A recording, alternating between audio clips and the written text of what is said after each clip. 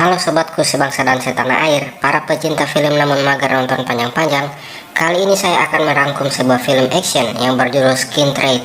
Film ini dirilis pada tahun 2014 dan dibintangi oleh aktor-aktor terkenal seperti Tony Jaa, Dolph Lundgren, dan Michael Jai White. Oke, tanpa berlama-lama kita langsung saja ya.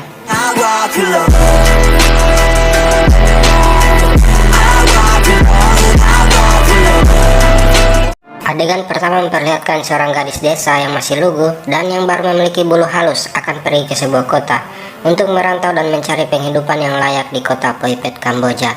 Setibanya di terminal, anak gadis itu kemudian dijemput oleh seorang omong asing lalu membawanya pergi dengan sebuah mobil, di mana di dalam mobil tersebut sudah ada omong lain yang menunggunya. Kemudian dia diberi sebuah minuman yang faktanya sudah diberi obat bius. Alhasil, dia kemudian pingsan dan dibawa ke sebuah tempat seperti gudang. Kenyataannya anak gadis itu ditangkap oleh mereka dan akan dijual dan juga akan dijadikan sebagai wanita pengencrot bagi para omong najkal. Bahkan mereka sengaja merekamnya agar nantinya bisa didownload bagi para penikmat situs.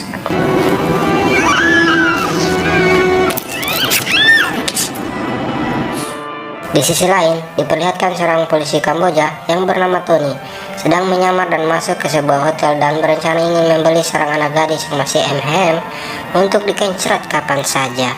Namun bos sang penjual wanita kencrot itu justru menyuruh Tony agar melakukannya sekali di depan mereka. Wow. Mendengar hal itu, Tony akhirnya berpura-pura akan melakukan permintaan bos kencrot itu, namun berbalik menghajar para makelar wanita di tempat itu hanya dengan sebuah ban pinggang saja, dan kemudian menjatuhkan bosnya dari lantai tertinggi di hotel itu. Tony pun akhirnya membebaskan anak gadis itu serta memberikannya sejumlah uang. Scene berpindah ke sebuah restoran di mana ada sebuah keluarga mafia yang sedang merayakan ulang tahun anaknya yang bungsu. Ayah mereka bernama Viktor Dragovic serta anak-anaknya Goran, Ivan, Andre, dan Janko sebagai anak angkat. Usut punya usut, mereka sekeluarga mempunyai bisnis menjual gadis-gadis muda untuk dikencrot oleh om-om najkal. Di sisi lain, di sebuah kantor FBI mereka sedang membahas mengenai perdagangan manusia yang dikendalikan oleh Dragovic, di mana Dragovic mencuri gadis Asia Tenggara dan kemudian menjualnya ke bagian Eropa, dan bisnisnya ini memiliki omset sampai miliaran dolar loh. Seorang agen FBI bernama Nick berencana akan menyergap aksi Dragovic bersama seorang agen perdagangan manusia bernama Red. Akhirnya Nick dan rekan timnya mulai memantau keberadaan Dragovic yang akan melakukan transaksi di kapal Cambodian Star. Terlihat Dragovic dan anaknya Andre telah tiba di lokasi. Namun setelah Dragovic membuka salah satu kontainer yang berisi asetnya, didapatinya semua anak gadis yang akan diperdagangkan sudah mati dan bahkan sudah busuk.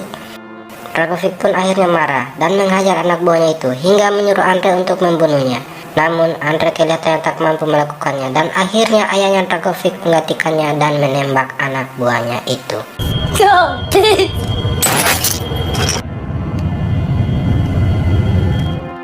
Nick dan timnya tak menyanyiakan kesempatan itu dan mulai beraksi menyergap Dragovic bersama komplotannya.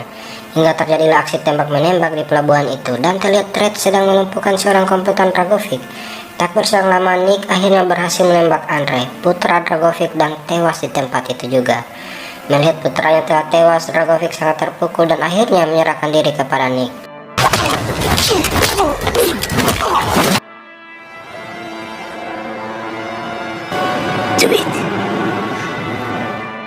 Akhirnya Dragovic berhasil ditangkap dan dibawa untuk diperiksa. Dan faktanya, walaupun Dragovic ditangkap langsung bersama barang buktinya, namun dia berhasil lolos dari tuduhan tersebut dan akhirnya Dragovic dibebaskan. Mendengar hal itu, Nick sangat kecewa atas keputusan itu. Bagaimana tidak, seorang penjahat yang telah lama diincar dan kepergok langsung bersama barang bukti malah dibebaskan kembali. Sungguh terlalu. Buy and sell human lives. As my customers, you should have given me in that backyard. Di sisi lain, terlihat seorang wanita bernama Min sedang bekerja sebagai pelayan di sebuah diskotik. Ternyata dia adalah pacar Tony yang menyamar menjadi mata-mata untuk memantau pergerakan anak angkat Dragovic yaitu Janko. Kemudian adegan yang kalian tunggu-tunggu pun tiba. Min dipaksa untuk melakukan pengencrotan bersama 3 pria sekaligus. Bahkan akan direkam guna memuaskan mereka penikmat situs. Wow, amazing. Wow.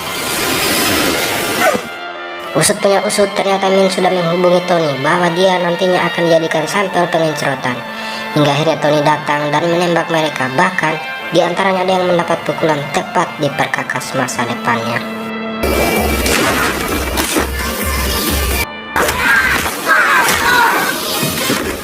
Shin berpindah kepada Nick yang baru saja tiba di rumahnya selesai kantor, menyempatkan diri untuk menemui bahkan bercanda dengan putri satu-satunya itu.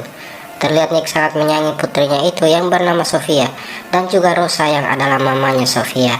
Adegan yang kalian tunggu-tunggu pun tiba. Papa dan mama Sofia akhirnya bertarung di atas kasur. Nick tak menyangka ketika tengah malamnya para anak buah Dragovic akhirnya melepaskan sebuah rudal ke kaca jendela kamarnya hingga membuat rumahnya hancur. Bahkan mamanya Sofia akhirnya tewas di tempat akibat luka parah yang didapatinya. Terlihat Sofia masih hidup namun dibawa oleh mereka yang nantinya akan dijual sebagai gadis-gadis cerot-cerotan.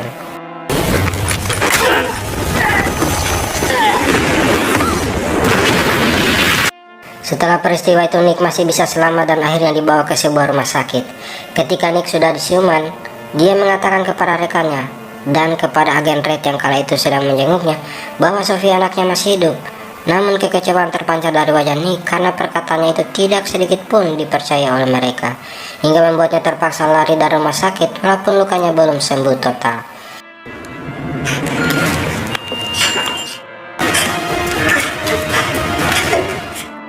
Setelah lari dari rumah sakit, ternyata Nick kembali ke rumahnya untuk mengambil sebuah foto Sofia yang masih tersisa dan sebuah shotgun, lalu pergi ke sebuah klub untuk mencari informasi mengenai sebuah tempat penjualan anak-anak gadis dan berpikir mungkin anaknya Sofia juga berada di sana.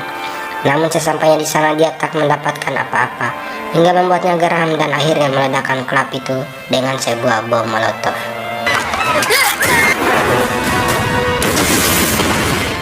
Shin berpindah pada Dragovic yang sedang negosiasi dengan senator Kamboja agar memfasilitasi keberangkatan dan pelariannya. Mula-mula senator tersebut tidak mau membantu Dragovic, namun Dragovic mengancam senator itu mengatakan akan membeberkan foto pengincerotannya kepada istri, anak, bahkan kepada publik Kamboja. Akhirnya senator itu dengan terpaksa mengikuti kemauan Dragovic. Okay, I tried for 2 months. She's about the same age as your daughter. Di sisi lain, terlihat agen Red menemui Tony dan mengatakan bahwa Nick merupakan tersangka yang melarikan diri, bahkan sangat berbahaya karena gangguan kejiwaan. Hingga Tony dan Red berencana akan menangkap Nick yang kala itu sedang dalam perjalanan ke tempat itu. Nick pun akhirnya tiba di bandara dan kemudian dikejar oleh Tony dan agen Red. Kemudian agen Red melihat Nick sedang bersembunyi di sebuah mobil, lalu menembak rekan Tony dan berpura-pura tertembak agar Nick bisa lari dan selamat.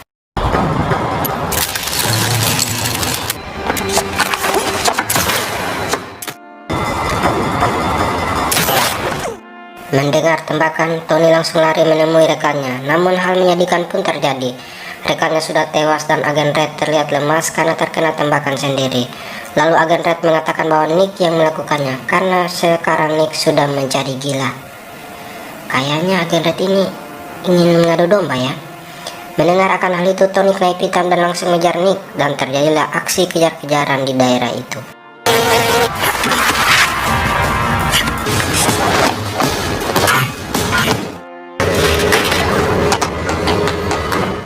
Hingga Tony akhirnya menemukan Nick yang kala itu naik motor dan mencoba menembaki Nick. Namun sialnya, Tony kehabisan peluru dan akhirnya dia menahan Nick dengan caranya sendiri. Nick pun terjatuh dan mereka pun akhirnya berkelahi. Tony yang memiliki postur lebih kecil terpaksa harus menerima kenyataan. Dia dilempar oleh Nick ke sebuah mobil hingga bahunya cedera. Hingga Nick pun berhasil pergi menggunakan mobil.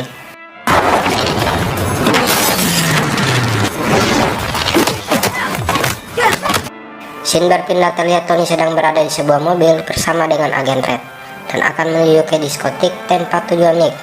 Lalu dia mencoba menelpon pacarnya Min yang kala itu sedang bekerja di diskotik. Ternyata agen Red memperhatikan gerak-gerik Tony. Dia berencana mencari tahu siapa sih mata-mata Tony yang selalu memberikannya informasi. Nick pun akhirnya tiba lebih dulu dan langsung masuk ke ruangan pemilik diskotik tersebut. Ternyata Nick menemukan pemilik diskotik tersebut sedang melakukan pengincerotan. Melihat pemilik diskotik sudah akan mencapai titik puncaknya, Nick kemudian menghajarnya dan menanyakan keberadaan Janko. Namun sang pemilik diskotik terus ngebacot hingga membuat Nick akhirnya membunuhnya dengan sebatang sumpit. And don't speak English.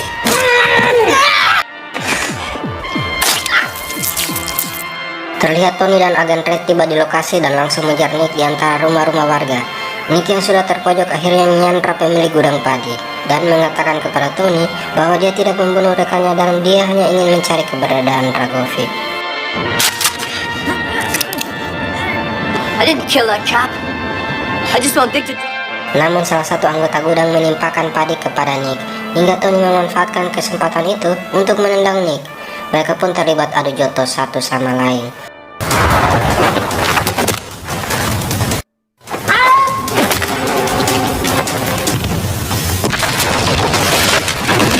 Tony terus mengejar Nick dengan tendangan-tendangan mautnya hingga Nick terjatuh. Dan siapa sangka ketika terjatuh Nick mendapatkan sebuah pistol dan mengarahkannya kepada Tony. Namun Nick tidak menembaknya, melainkan hanya menembak pembatas listrik dan kemudian lari meninggalkan Tony. Kejadian tersebut membuat Tony bingung karena jika dia psikopat, pasti dia sudah menembaknya. Agen Red datang dan membantu Tony berdiri. Namun sambil diam-diam, dia mengambil ponsel milik Tony. Pengkhianat nih agen Red. Setibanya di diskotik, agen Red memeriksa daftar panggilan Tony dan bermaksud mencari tahu siapa mata-mata Tony yang selalu memberikan informasi kepada Tony. Alhasil, agen Red akhirnya menemukan orangnya. Ternyata dia adalah Min, pacar Tony. Melihat akan hal itu, agen Red akhirnya menghubungi Ivan, salah satu putra Dragovic, dan memberitahu bahwa ada mata-mata di diskotik yang dia kendalikan. We'll send someone for her now. Found out who's leaking the information to the police. Terlihat Nick sudah tiba di sebuah pergudangan tempat Janko sang anak angkat Dragovic menjalankan bisnis haramnya. Nick bermaksud ingin bersembunyi bersama para gadis-gadis yang disandra. Namun salah satu anak buah Janko mencoba menceroti anak-anak itu hingga membuat Nick naik pitam dan langsung menghajar mereka, yang pada akhirnya sebuah tembakan terlepas dari seorang anak gadis dan membuat seluruh anak buah Janko terpusat ke tempat itu. Faktanya Nick menemukan puluhan anak gadis yang disandra oleh Janko, di mana akan dijadikan gadis pemuas nafsu para om-om Najkal. Hingga Nick menembaki semua anak buah Janko di tempat itu. Janko yang sudah terpojok mencoba untuk melarikan dan meminta bantuan Ivan dan Goran. Namun sialnya, Ivan malah menembak Janko. Father would never. Ternyata Tony juga mengetahui lokasi Janko melalui CCTV di diskotik. Hingga dia berangkat dan tiba bersama agen Red. Akhirnya Tony bisa menodong Nick. In a month. I told you I didn't kill him. Dan tetap menuduh Nick telah membunuh rekannya waktu itu. Nick akhirnya menceritakan semuanya bahwa itu semua merupakan rencana licik si agen Red. Mengetahui bahwa kelicikan telah terbongkar, agen Red akhirnya menembaki mereka berdua dan mencoba untuk kabur.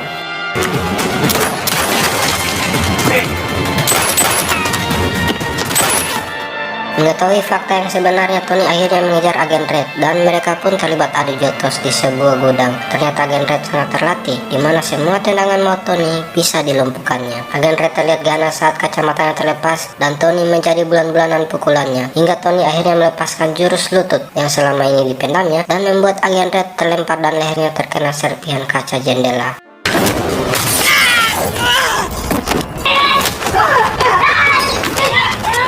Tak puas dengan itu, Tony akhirnya menembak si agen Red tersebut. Ternyata Janko yang tertembak tadi belum tewas total alias masih kejang-kejang. Nick kemudian menanyakan kepada Janko yang sekarat lokasi ayahnya berada. Janko masih sempat memberitahu Nick sekalian dengan hembusan nafas terakhirnya. Tony dan Nick akhirnya memahami situasi yang sebenarnya terjadi dan bersama-sama menuju ke tempat Dragovic berada. Kemudian di suatu tempat seperti pangkalan militer, terlihat Min sang kekasih Tony sedang disandra oleh Dragovic. Tak disangka si kakek Dragovic mengikat tangan Min dan langsung memegang titik Min dari belakang. Hahaha. Namun setelah memegang titik Min, Dragovic malah menamparnya dan mengatakan bahwa Min sudah merupakan barang rusak dan tak layak jual. Loh. Kemudian terlihat senator Kamboja yang sedang mempersiapkan pelarian Dragovic menggunakan helikopter, dan saat itu juga Min akan dieksekusi oleh salah satu anak buah Dragovic. Namun tak disangka-sangka sang pangeran datang menyelamatkannya. Bahkan helikopter yang akan ditumpangi Dragovic akhirnya meledak karena terkena rudal yang diluncurkan oleh Nick. Goran pun tewas terkena rudal dan tersisa Ivan dan ayahnya beserta beberapa anak buahnya. Nick dan Tony pun terlibat aksi tembak-menembak dengan mereka. Ivan langsung menodong Min kala itu dan menyuruh Tony untuk menyerah. Ternyata Tony sudah mengajar Min beberapa jurus bangau hingga Min terlepas dan Tony langsung memanfaatkan kesempatan itu dan kemudian mematahkan leher Ivan dengan jurus lutut legendnya.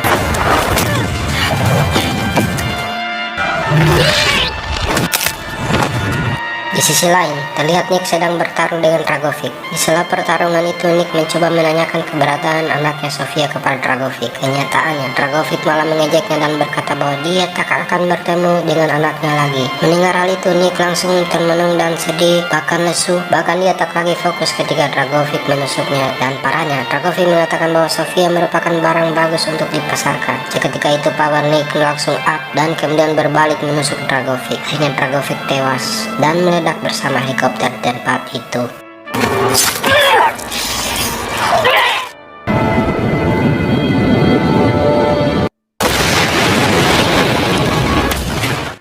Nick, Tony, dan Min selamat dari peristiwa tersebut. 4 minggu kemudian mereka bertemu dan Nick mengucapkan kata-kata perpisahan kepada Tony dan Min, serta menitip pesan untuk memberinya informasi kalau Sofia anaknya masih hidup. Nick akhirnya pergi dan meninggalkan mereka.